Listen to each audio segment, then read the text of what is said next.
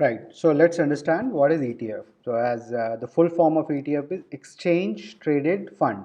Well, so it trades like a stock. The way you so unlike mutual fund. So if you have already an idea about mutual fund, you go and buy mutual fund in a very specific period throughout the day. But ETF trades throughout the day on exchange. You can go and buy ETF through your trading demat account, just like you buy stocks.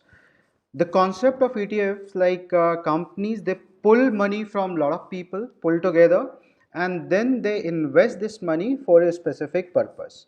Thus purpose could be a diversification to balance the risk. What is diversification? So instead of just buying one stock, you are buying 10 stocks. This is called diversification. But then if you're buying all those 10 stocks from the same sector, it is a diversification, but still very concentrated towards one sector. So what you need to do, you need to diversify among many sectors, and within those sectors probably one or two company pull together. So some of the ETFs could be very concentrated and some of them could be very diversified. Idea is that they have to go and achieve one objective.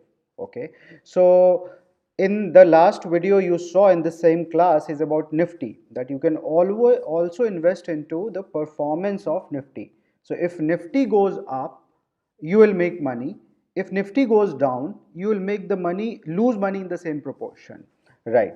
So how to invest directly into that? For that you have to go and find out what is the weightage of each stock among the Nifty, and then buy that much of value of stocks only for your portfolio.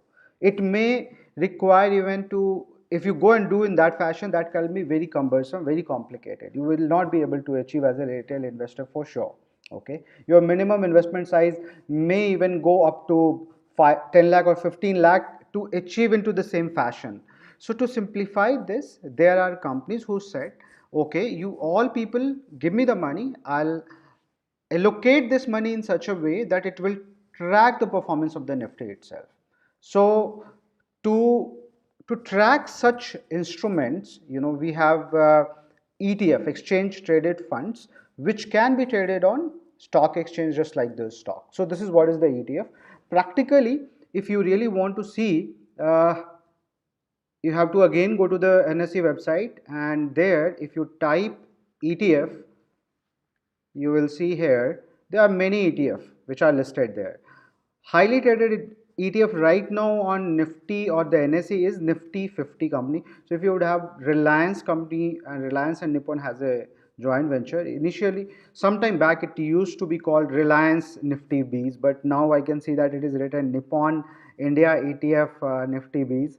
Probably it is a lot to do with how the Anil Ambani Reliance Group have managed their business. So the point was to tell you that most of the Anil Ambani group companies are not doing well right now. I'm sure most of you are aware. So this is also a surprise for me when I'm recording this video. This Nifty Bees used to be Reliance Nifty Bees sometime back.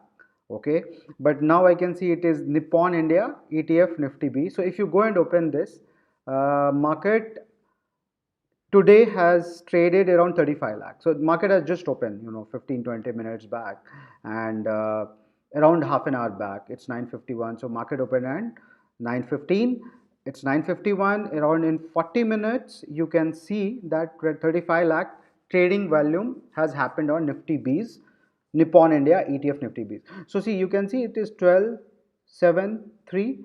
This is one unit, and this is just a replica of your Nifty.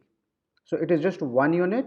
So with 1273 rupees in your account, today you can buy one Nifty B, and it will track the performance of your Nifty, it will track the performance of your market. So it is a way that without even taking anyone's help, you can simply go and invest into Nifty ETF and still get benefited by the stock market performance. Obviously, this will be, since the whole market has to grow, this performance may not be a huge return, so overall 10 to 11% compounded annual growth rate is there for most of the indices around the globe. from if you take last 30-40 years of data. So in India also, if the FD rate is 7%, 7.5%, then you can expect a return up to 10%, 10.5% for another 4-5 years. Again, in a very short term, market may come down by 20%, and you can still lose money into even ETF. It's not like ETF is a risk free instrument at all. No, not at all.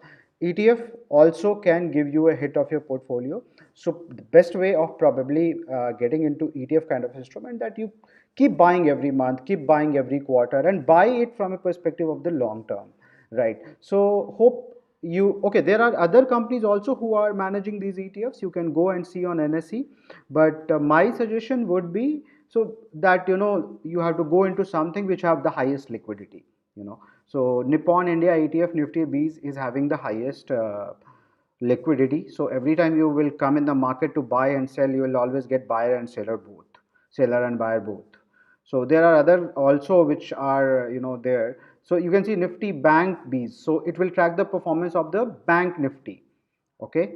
So yes, another point which I wanted to cover here, that since it's get traded like stocks, you have to give a brokerage on this. So obviously you should know what brokerage you are paying on your stocks. So similar kind of brokerage will be applicable for your Nifty ETF performance as well, but you need to check with your broker. It should not be high. These days most of the companies can give you 10 paisa 20 paisa kind of brokerage for buying selling the instrument from their platform. Apart from the brokerage, since the companies are also involved into managing it, so there was a time when mutual funds were also managing it, and managing it with a very high expense fee. And that's the time when Nifty ETF got a lot of popularity, because the management fee was quite lower. You do not have to do much analysis here. All you have to do is manage it in such a way that your overall fund tracks the overall Nifty performance. So for that they charge you 10 paisa kind of management fee also. Sometime it could be 0.05, which is 5 paisa also out of 100 rupees. So management fee will be there, fee will be there, but still it will be very, very low in comparison with the mutual funds investment. So ETF is very popular in Western countries from a very long time, but in India also it's gaining popularity, and ETF is one of the way how you can invest into stock market without taking anyone's help, and still track the performance of the stock market. So in next class, within the same chapter, we will also see whether it can be done through some of the mutual funds also, and some basic of the mutual funds. So we'll do that. Let's go to the next chapter, sorry. And in the very last chapter, we will learn about what is the comparison chart between mutual fund who are tracking Nifty performance and ETF, right? And then it's up to you, like how you want to go ahead. For some people, this part will suit. For other people, the other topic will suit, basically. Other product will suit.